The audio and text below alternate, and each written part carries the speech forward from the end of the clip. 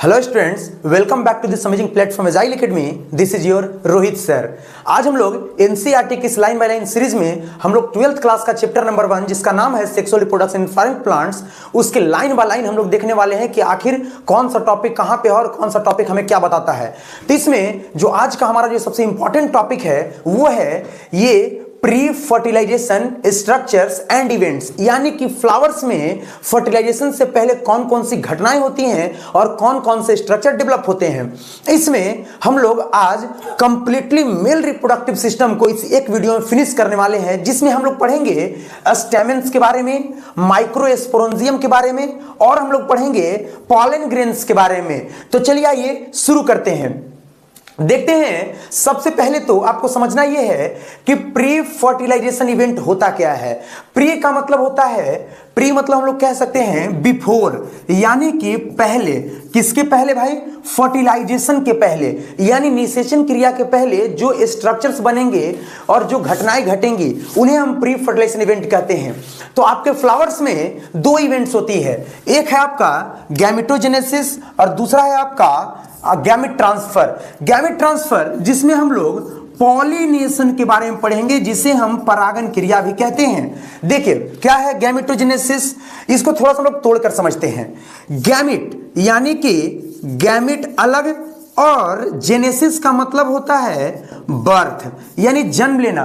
तो किसका बर्थ होना? गैमेट्स का। ठीक है, तो कह रहा है द प्रोसेस ऑफ फॉर्मेशन, यानी कि कुछ बनने की प्रक्रिया। क्या? गैमेट्स बनने की, यानी कि the process of formation of gametes is called gametogenesis, यानी गैमेट्स के बनने की प्रक्रिया को हम क्या कहते हैं? गैमेटोजेनेसिस। अगर हम गैमेट का डिस्ट्रीब्यूशन करें तो एक आपका होता है मेल गैमेट और एक होता है आपका फीमेल गैमेट। अगर हम बात करेंगे फ्लावर्स में, फ्लावर्स में मेल गैमेट हम पॉलन ग्रेन्स को कहते हैं। ठीक है, और वहीं अगर हम बात करें फीमेल के बारे में, यानी फीमेल गैमेट के बारे में, तो फीमेल गैमेट आपका एम्ब्रियो सैक होता है। ठीक है, तो एम्ब्रियो सैक आपको फीमेल रिप्रोडक्टिव सिस्टम वाली वीडियो में आपको मिल जाएगा। अभी हम लोग डिस्कस करने वाले हैं मेल गैमेट्स और मेल स्ट्रक्चर्स के बारे में। नेक्स्ट देखते हैं, और वैसे भी इसमें दो टर्म्स आपके, पहला माइक्रोस्पोरोजेनेसिस और दूसरा मेगास्पोरोजेनेसिस है। माइक्रोस्पोर का मतलब अभी तुरंत हम लोग समझेंगे और मेगास्पोर्स हम अलग वीडियो में डिस्कस करेंगे। नेक्स्ट है गैमेट ट्रांसफर। गैमेट ट्रांसफर का मतलब यह होता है कि मेल गैमेट का फीमेल गैमेट तक पहुंचना, यानी कि the process of transfer of gametes, यानी गैमेट्स का ट्रांसफर होना, कहां से? मेल से फीमेल तक, उसी को हम कहते हैं गैमेट ट्रांसफर। नेक्स्ट हमारा जो है वो टॉपिक है स्टेमेन, सबसे इंपॉर्टेंट। एंड्रोसियम और स्टेमेन में बहुत लोगों को कंफ्यूजन होती है। एंड्रोसियम फ्लावर का मेल रिप्रोडक्टिव कंप्लीटली पार्ट है, जबकि स्टेमेन उसका यूनिट है, यानी कि स्टेमेन के ग्रुप को हम एंड्रोसियम कहते हैं। तो आइए चलिए देखते हैं कि स्टेमेन होता क्या है। स्टेमेन जो कह रहा है टू पार्ट्स ऑफ टिपिकल स्टेमेन्स, यानी कि स्टेमेन के दो पार्ट्स, पहला है फिलामेंट और दूसरा है एंथर। जैसे हमारे पास एक डायग्राम है, यह लॉन्गिट्यूडनल सेक्शनल कट डायग्राम है फ्लावर का, जो कि आपके एनसीईआरटी में मेंशन किया हुआ है।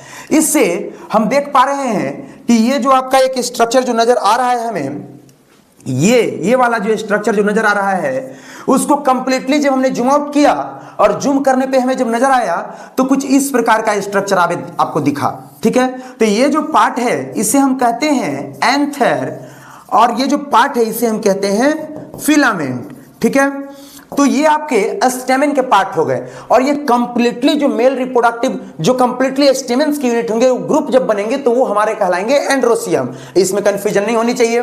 अब ये चलिए देखते हैं कि फिलामेंट क्या होता है और एंथर क्या होता है। तो सबसे पहले हम समझते हैं कि फिलामेंट क्या है।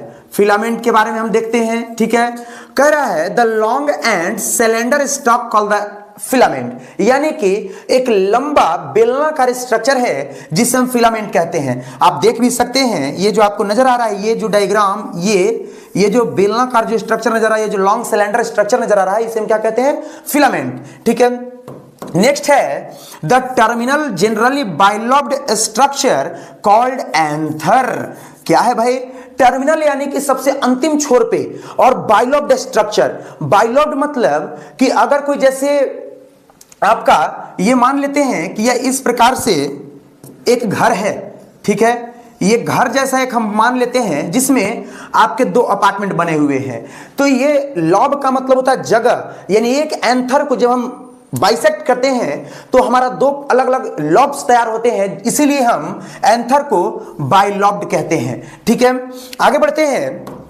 The proximal end of the filament attached to the thalamus and the petals of the flower, यानी कि कह रहा है कि प्रॉक्सिमल एंड इसमें कहां है, ये जो आपको नजर आ रहा है यहां पे सबसे अंतिम में अगर हम बात करें, ये जो पार्ट है, ये पार्ट, हम इस पार्ट के बारे में बात करें। ये जो पार्ट है ये एंथर का आपका, सॉरी एंथर बोल रहा हूं, ये आपका फिलामेंट का जो सबसे लास्ट वाला पार्ट है, ये वाला जो नजर आ रहा है आपको, यह प्रॉक्सिमल एंड होता है जो या तो आपका थैलेमस से कनेक्ट होता है या फिर इस पेटल से कहीं पे जुड़ा हुआ होता है। ठीक है, आगे बढ़ते हैं। इसमें कह रहा है anther is bilobed, anther is bilobed with each lob having two thicca, that means diathecus। अब गौर कीजिएगा इसमें, ठीक है, यहां पे ध्यान देने वाली ये बात है कि इसमें आपका सबसे पहले तो अगर हम इसको देख रहे हैं तो ये जो एंथर का जो सेक्शनल कट है ये दो डिपार्टमेंट में कटा, यानी कि ये दो हाफ्स में डिवाइड हुआ, दो लॉब में डिवाइड, इसलिए हमने क्या कहा, बाइलॉब्ड। ठीक है, हमने इसे बाइलॉब्ड कहा। लेकिन जो बाइलॉब्ड है दोनों लॉबी में अगर हम गौर करें तो हमारे दो थिक्का नजर आ रहे हैं, यानी कि इस लॉबी में एक दो थिक्का और इस लॉबी में दो थिक्का, इसलिए इसे डाइथिक्कस कहा गया। ठीक है, नेक्स्ट है the anther is four sided structure consisting of four microsporangia, यानी हमारा जो एंथर है, जब इस एंथर को ऐसे यहां से डाइसेक्ट करते हैं, जब काटते हैं तो जो आपको स्ट्रक्चर नजर आती है वो आपको नजर आती है कितनी, इसमें अगर हम गौर करें इसमें तो आपका ध्यान दिया जाए, इसमें जब आप गौर करते हैं तो यहां देखिए ये आपका इस प्रकार से आपके लॉबी तैयार होंगे जिसमें ये कह रहा है फोर साइडेड यानी टेट्रागोनल स्ट्रक्चर, जिसमें चार माइक्रोस्पोरेंजियम प्रेजेंट है, 1 2 3 और 4। ठीक है, नेक्स्ट कह रहा है कि ये जो माइक्रोस्पोरेंजियम होते हैं यही डेवलप होकर बाद में पॉलन सैक बनते हैं जिसके पास पॉलन ग्रेन्स होते हैं। चलिए ये समझते हैं हम लोग कि आखिर ये माइक्रोस्पोरेंजियम क्या होता है। ठीक है, तो माइक्रोस्पोरेंजियम पे अगर हम बात करें तो माइक्रोस्पोरेंजियम के स्ट्रक्चर को अगर हम डिस्कस करते हैं तो माइक्रोस्पोरेंजियम का डिस्कशन में हम देखते हैं कि कह रहा है कि in the transverse section of a microsporangium appear circular outlines, यानी जब माइक्रोस्पोरेंजिया के जब डायग्राम को हम डिस्कस करेंगे तो उसमें हमें एक सर्कुलर डायग्राम नजर आएगा, यानी बाहर से आउटर लेयर नजर आएगा जिसे हम क्या कहते हैं, माइक्रोस्पोरेंजियम का आउटर लेयर कहते हैं। इसमें ये 4 लेयर से बटा होता है, जिसमें हम देखते हैं पहला एपिडर्मिस, दूसरा एंडोथेसियम, तीसरा है मिडिल लेयर और चौथा है टैपिटम। ठीक है, इसमें जो आपके 3 लेयर जो नजर आ रहे हैं, 3 लेयर कुछ करते नहीं, बस ये क्या करते हैं कि बस प्रोटेक्ट करते हैं किसको, जो सबसे अंदर में जो टैपिटम जो मौजूद होता है, जो पॉलन ग्रेन्स बनाने में हेल्प करता है, उसे प्रोटेक्ट करते हैं। और जब ये पॉलन ग्रेन्स बन जाते हैं तो एंथर से उसको डिसेस करने यानी कि उसको एंथर को तोड़कर बाहर निकालने में हेल्प करते हैं ये तीनों। ठीक है, अब आते हैं हम टैपिटम पे। ठीक है, ये टैपिटम के बारे में अगर हम डिस्कस करें तो टैपिटम क्या होता है, टैपिटम अगर हम बात करें तो सबसे इनर मोस्ट लेयर होता है किसका, माइक्रोस्पोरेंजियम का, जो क्या करता है कि डेवलपिंग पॉलन ग्रेन्स के जो पॉलन ग्रेन्स डेवलप हो रहे होते हैं उनको न्यूट्रिएंट्स नरिशमेंट देता है, यानी पोषक तत्व देता है जिससे पॉलन ग्रेन्स बहुत अच्छा बन सके। क्योंकि यानी कह रहा because tapetum cell are enclose to the developing pollen grains, जो कि पॉलन ग्रेन्स के सबसे नजदीक में सबसे सटा हुआ टैपिटम मौजूद होता है, इसलिए वो नरिशमेंट इसे प्रोवाइड करता है। कह रहा है when the anther is young, जब एंथर यंग होता है तो वो करता क्या है कि अपना ग्रुप बनाता है पूरा कंपैक्टली, एकदम कंपैक्ट का मतलब होता है बहुत नजदीक नजदीक, जो कि होमोजीनियस सेल्स का बना होता है। होमोजीनियस कहने का मतलब क्या है, होमो का मतलब सेम और होमोजीनियस सेल कहने का मतलब सभी सेल एक समान मॉर्फोलॉजिकल या एनाटॉमिकल सेम होंगे। ठीक है, जिन्हें हम स्पोरोजीनियस टिश्यू कहते हैं, यानी कि वह स्पोरोजीनियस टिश्यू में डेवलप होता है। तो इसमें अगर हम आगे डिस्कस करें कि माइक्रोस्पोरोजेनेसिस क्या होता है, यानी कि माइक्रोस्पोरोजेनेसिस मींस माइक्रोस्पोर का जेनेसिस होना, यानी जेनेसिस का मतलब क्या होता है, बर्थ यानी बनना।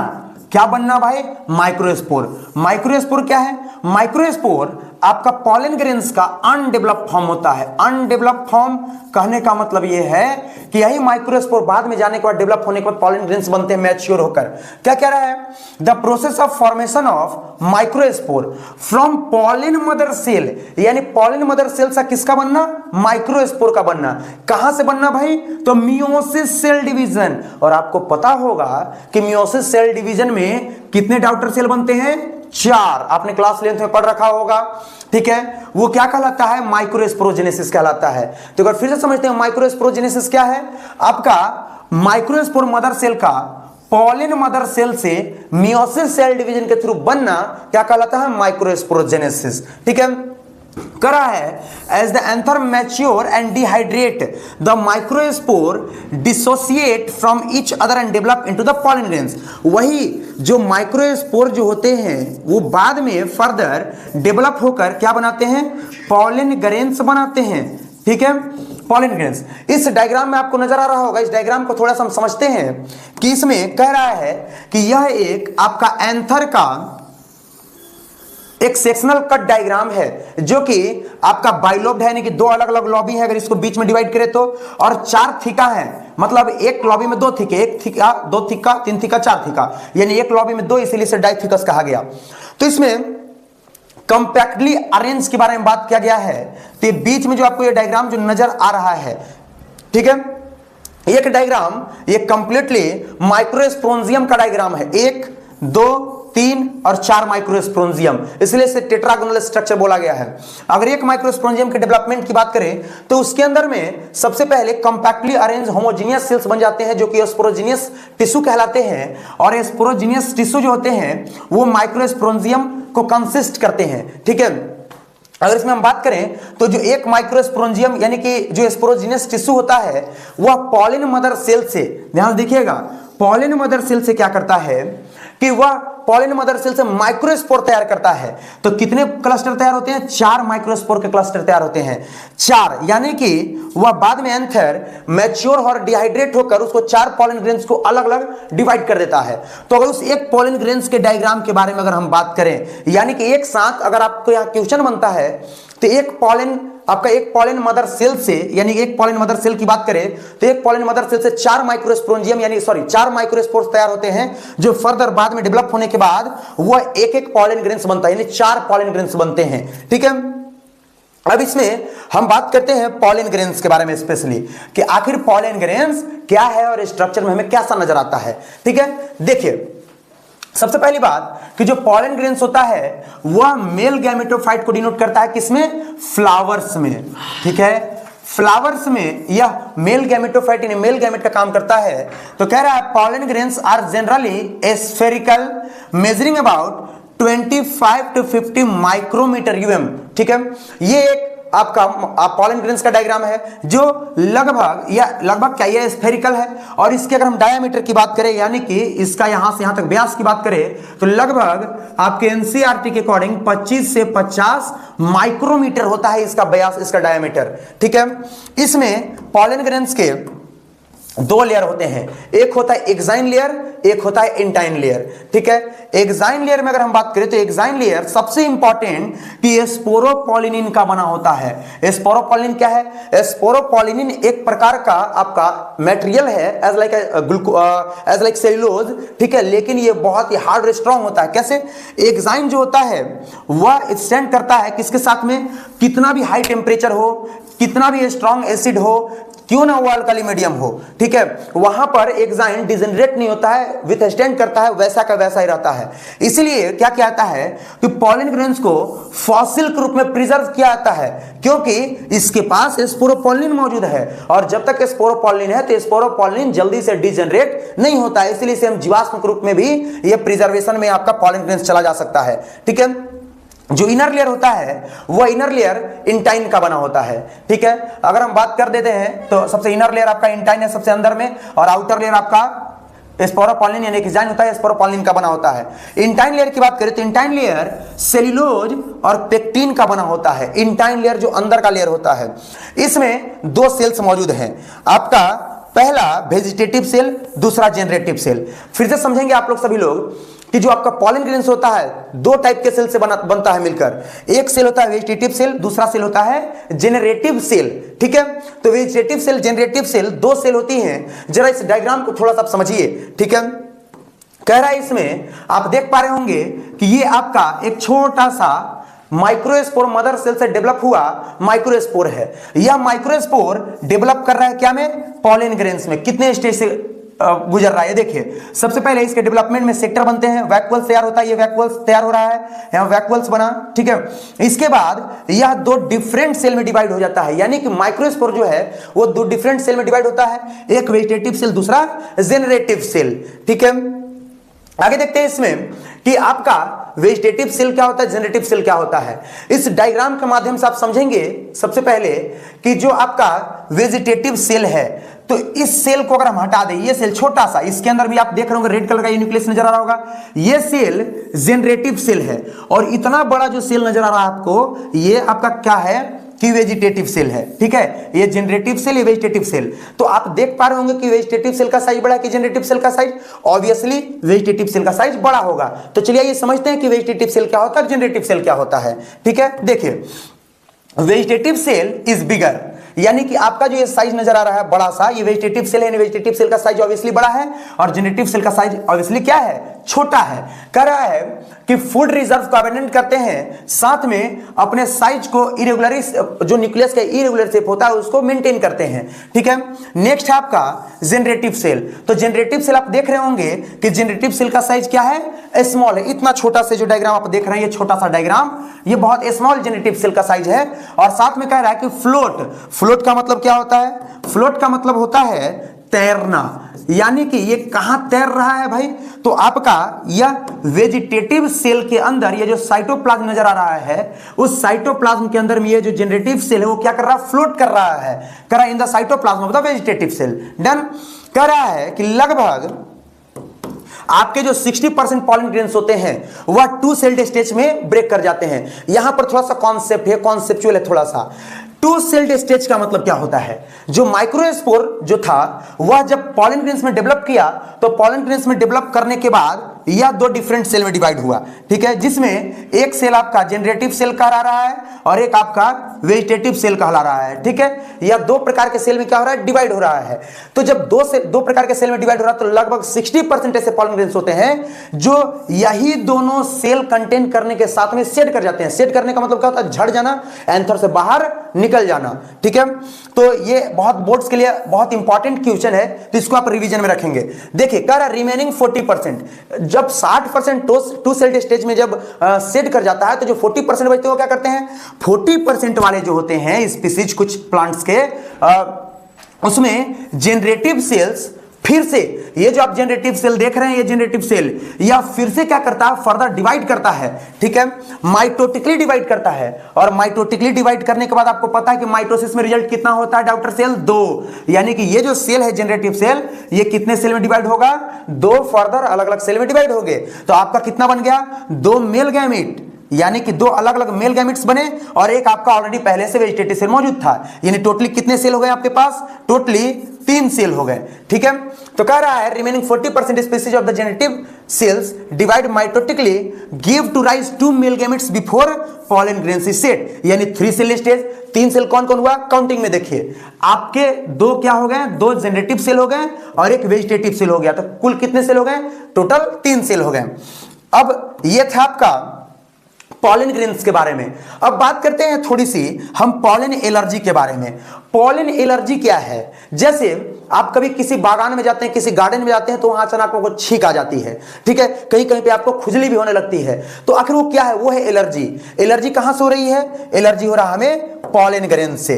ठीक है, अब क्या है पॉलन एलर्जी, देखते हैं हम लोग। कह रहा है pollen allergy is an allergy reaction, allergic reaction. कैसा allergic reaction, caused by the entry of pollen grains into the respiratory track. ठीक है, leading to the symptom of sneezing, wheezing, causing और ब्रीदिंग डिफिकल्टीज। यानी कि जब किसी ऐसे जगह पे हम जाते हैं जहां पर हमें मतलब जहां पे प्लांट्स हो और वहां पे फ्लावर ही लगे हों, तो वहां पर क्या होता है, जब पॉलन ग्रेन्स क्या करता है हमारे नाक से या हमारी स्किन पे जब बैठ जाता है तो उससे हमें खांसी आती है, छींक आती है या फिर हमें खुजली होने लगती है।